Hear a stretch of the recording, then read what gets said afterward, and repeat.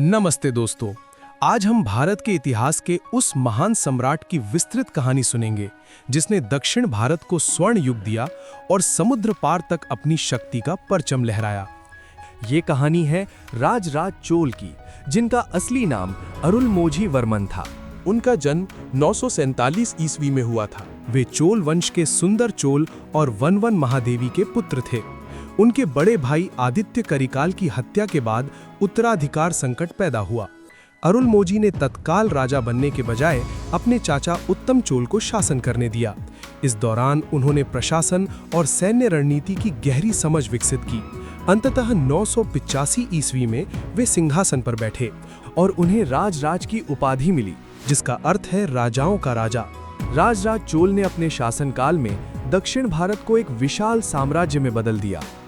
उन्होंने केरल के चेर शासकों को पराजित किया, पांड्य राज्य को अपने अधीन किया और उत्तरी श्रीलंका पर विजय प्राप्त कर राजधानी अनुराधापुर को अपने नियंत्रण में लिया।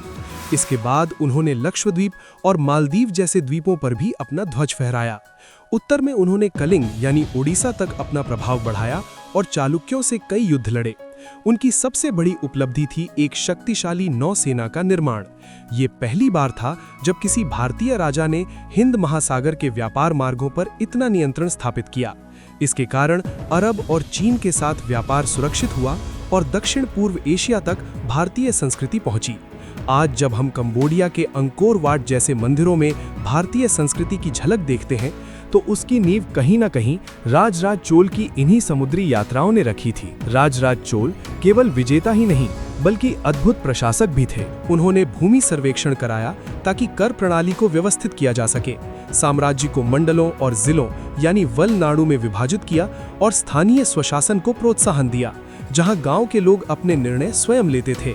उन्होंने ऑडिट सिस्टम शुरू किया ताकि सरकारी धन का सही उपयोग सुनिश्चित हो सके। उनकी प्रशासनिक व्यवस्था इतनी आधुनिक थी कि आज भी हमें उसमें राज्यों और जिलों की झलक मिलती है। तंजावुर का बृहदेश्वर मंदिर उनकी सबसे महान उपलब्धि है। 1010 ईस्वी में निर्मित ये मंदिर ग्रेनाइट पत्थरों से बना है। मंदिर का शिखर एक विशाल पत्थर से निर्मित है, जो आज भी इंजीनियरिंग का चमत्कार माना जाता है। मंदिर की दीवारों पर शिलालेख है, जिनमें न केवल उनकी विजय का वर्णन है बल्कि उन सभी लोगों के नाम भी दर्ज है जिन्होंने मंदिर निर्माण में योगदान दिया। ये उनकी न्यायप्रियता और महानता का प्रमाण है। सूर्य की स्थिति चाहे जैसी भी हो, बृहदेश्वर मंदिर का शिखर कभी जमीन पर परछाई नहीं डालता। ये रहस्य दशकों से इतिहासकारों, वैज्ञानिकों और यात्रियों को आकर्षित करता रहा है। दरअसल मंदिर की रचना इस तरह की गई है कि उसकी परछाई मंदिर परिसर के भीतर ही सीमित रहती है, जिससे लगता है मानो शिखर बिना परछाई का हो। कहा जाता है कि जब तंजावुर का ये मंदिर पूरा हुआ तो राजराज चोल ने अपने स्थापत्यकार कुंजर मल्लन राजा राज पेरुंथच्चन से पूछा, क्या ये विशाल संरचना कभी गिर जाएगी? इस पर स्थापत्यकार ने उत्तर दिया, महाराज, इसकी छाया भी नहीं गिरेगी। ये उत्तर वास्तव में एक रूपक था जो मंदिर की अद्भुत स्थिरता और दिव्यता को दर्शाता है। राजराज चोल शिव भक्त थे और उन्होंने शिवपाद शेखर की उपाधि धारण की। फिर भी उन्होंने बौद्ध और जैन संस्थानों को भी दान दिया। नागपट्टिनम में उन्होंने एक बौद्ध विहार के लिए धन दिया। उनका मानना था कि राजा का कर्तव्य है कि वो अपनी पूरी प्रजा की रक्षा करे, चाहे उनका धर्म कुछ भी हो।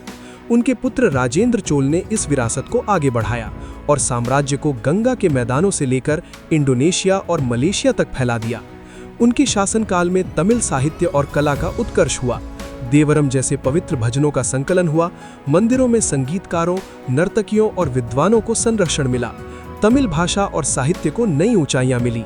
राजराज चोल का शासन दक्षिण भारत का स्वर्ण युग कहलाता है। उनकी दूरदर्शिता और संगठन क्षमता ने एक ऐसा सिस्टम बनाया जो उनके जाने के बाद भी सदियों तक चलता रहा। उनकी विरासत आज भी तंजावुर के बृहदेश्वर मंदिर और तमिल संस्कृति में जीवित है।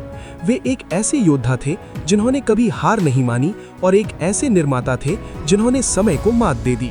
राजराज चोल हमें सिखाते हैं कि दूरदर्शिता, संगठन क्षमता और धार्मिक उदारता से एक साम्राज्य को स्वर्ण युग में बदला जा सकता है।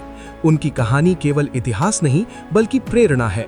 जब हम उनके जीवन को देखते हैं तो समझ आता है कि एक राजा केवल युद्ध जीतकर महान नहीं बनता, बल्कि अपनी प्रजा के लिए न्यायपूर्ण और दूरदर्शी व्यवस्था बनाकर ही इतिहास में अमर होता है।